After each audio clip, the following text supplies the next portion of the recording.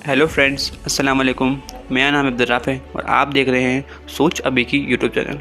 तो फ्रेंड्स, आज हम बात करेंगे एक ऐसे वेपन की जो कि दुनिया का सबसे ख़तरनाक वेपन है, जो कि बड़ी से बड़ी इकॉनमी को मिनटों में ख़त्म कर सकता है।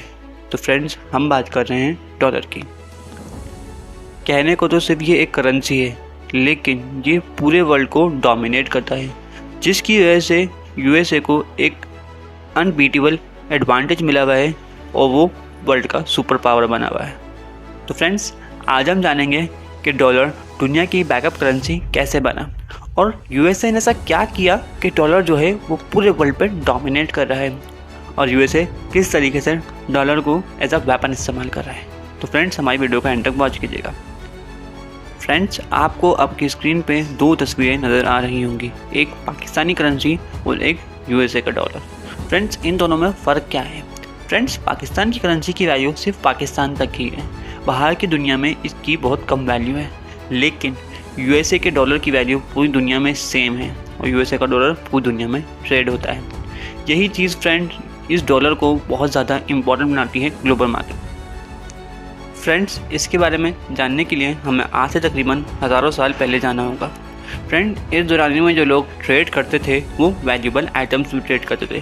फॉर एग्जांपल, अगर किसी इंसान को कुछ चाहिए तो वो इसकी जगह सोना या चांदी दे देता। फ्रेंड्स, इस मसले को ख़त्म करने के लिए आपके पास बैंकिंग सिस्टम आया, जिसमें जो है गवर्नमेंट जो है वो आपको आपके वैल्यूबल आइटम्स यानी सोना को रख के आपको एक करेंसी देती है, जिसमें आप ट्रेड कर सकते हैं और आपका जब दिल चाहे आप उसे गोल्ड के थ्रू एक्सचेंज कर सकते हैं। फ्रेंड्स, ये सिस्टम जो है वो बहुत स्पीडली ग्रो हुआ और तमाम दुनिया ने इस सिस्टम को अडॉप्ट कर लिया।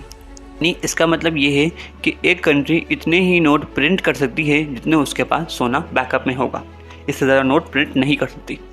कहानी को फास्ट फॉरवर्ड करते हैं और अब हम आते हैं 19वीं सेंचुरी में। फ्रेंड्स, 19वीं सेंचुरी में यूनाइटेड किंगडम का पाउंड स्टर्लिंग पूरी दुनिया को डोमिनेट कर रहा था, क्योंकि यूनाइटेड किंगडम सबसे ज़्यादा ट्रेड कर रहा था और उसके पास सबसे ज़्यादा गोल्ड रिजर्व हो गए थे। फ्रेंड्स, फिर आ गई वर्ल्ड वॉर 1 और वर्ल्ड वॉर 2, जिसकी वजह से यूनाइटेड किंगडम का बहुत ज़्यादा नुकसान हुआ और वो बहुत ज़्यादा कर्ज में चला गया। फ्रेंड्स, इसकी वजह से पाउंड स्टर्लिंग की वैल्यू भी कम हो रही थी और इनकी ग्लोबल ट्रेड पर जो पकड़ थी वो कम होती जा रही थी। फ्रेंड्स, ये एक अपॉर्चुनिटी थी जिसे यूएसए ने ग्रैब किया।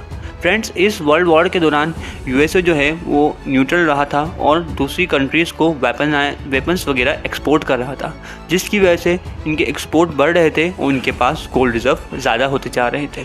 फ्रेंड्स, सेकेंड वर्ल्ड वॉर के बाद तकरीबन तमाम बड़ी कंट्रीज़ जो हैं वो बहुत ज़्यादा नुकसान हो गया था उन्हें और वो बहुत ज़्यादा इकोनॉमिकली डैमेज हो गई थी। तो फ्रेंड्स, इनको चाहिए थे लोन ताकि ये अपने आप को दोबारा से रीबिल्ड कर सकें। तो फ्रेंड्स, इस वक्त पिक्चर में आता है यूएसए और 1944 को ब्रिटन वुड एग्रीमेंट साइन करता है।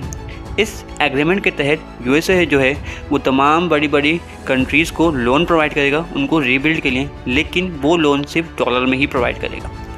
और इसके बाद यूएसए ने आईएमएफ और वर्ल्ड बैंक जैसी फैसिलिटीज़ बनाई जो कि किसी भी कंट्री को लोन प्रोवाइड करती हैं, लेकिन सिर्फ डॉलर में ही लोन प्रोवाइड करती हैं। और यूएसए ने ये इंश्योरेंस दिया कि आप जब भी अपना डॉलर जो है वो गोल्ड में कन्वर्ट करवा सकते हैं। इसके बाद फ्रेंड्स, लोगों का डॉलर पे ट्रस्ट बढ़ने लगा और लोग डॉलर को एज अ करेंसी इस्तेमाल करने लगे, ग्लोबल करेंसी इस्तेमाल करने के लिए ट्रेड में। 1940s में गल्फ कंट्री में ऑयल डिस्कवर हुआ। फ्रेंड्स, ये ऑयल जो डिस्कवर हुआ था इसकी टेक्नोलॉजी सिर्फ अमेरिकन और यूरोपियन कंट्रीज़ के पास ही थी।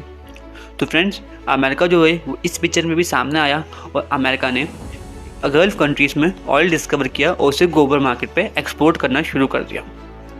1945 में यूएसए ने अरब कंट्री के साथ एक एग्रीमेंट साइन किया। फ्रेंड्स, इस एग्रीमेंट में यूएसए ने ये बात की कि अरब कंट्री जितना भी ऑयल सेल करती हैं वो सब डॉलर में सेल करें और उसके बदले में हम उन्हें ये इंश्योरेंस देते हैं कि जब भी चाहें वो डॉलर को गोल्ड में कन्वर्ट कर सकती हैं और उनको हम सिक्योरिटी इंश्योरेंस भी देते हैं। क्योंकि इस एक डिसीजन की वजह से फ्रेंड्स पूरी दुनिया चेंज हो गई। क्योंकि फ्रेंड्स, अब अगर किसी भी कंट्री को ऑयल चाहिए तो इसे गोल्ड के रिज़र्व नहीं बल्कि यूएसए डॉलर के रिज़र्व रखने पड़ेंगे ताकि वो सऊदी अरब से या किसी भी गल्फ कंट्री से ऑयल एक्सपोर्ट कर सके। 1970 में यूएसए के प्रेसिडेंट रिचर्ड निक्सन ने डॉलर के साथ गोल्ड की चेंजेबिलिटी को टेम्पररी सस्पेंड कर दिया। यानी फ्रेंड्स अब जो है वो डॉलर के वर्ड्स आपको गोल्ड नहीं मिलेगा। लेकिन फ्रेंड्स यूएसए ने गल्फ कंट्री को अभी भी यही सपोर्ट दिया कि आप जो है इसकी ट्रेड जो है वो डॉलर्स में ही कीजिए, और जो आपके पास डॉलर्स आए वो आप यूएसए में इन्वेस्ट कर दीजिए और यूएसए से गुड्स खरीद लीजिए और अपनी कंट्री में इस्तेमाल कर लीजिए। फ्रेंड्स गल्फ कंट्री जो हैं वो इसमें मान गई क्योंकि इनके पास कोई और ऑप्शन नहीं था, क्योंकि इनके पास बहुत सारे डॉलर्स अवेलेबल थे। तो अब इन डॉलर का क्या करते हैं, तो इन्होंने इस ऑप्शन को मान लिया और फिर गल्फ कंट्री में दोबारा से जो है वो डॉलर चलना शुरू हो गया। डॉलर को और स्ट्रॉन्ग बनाता है यूएसए का स्विस सिस्टम। फ्रेंड्स स्विस एक बैंकिंग सिस्टम था जो कि दो कंट्री के दरमियान ट्रेड करने में मदद करता।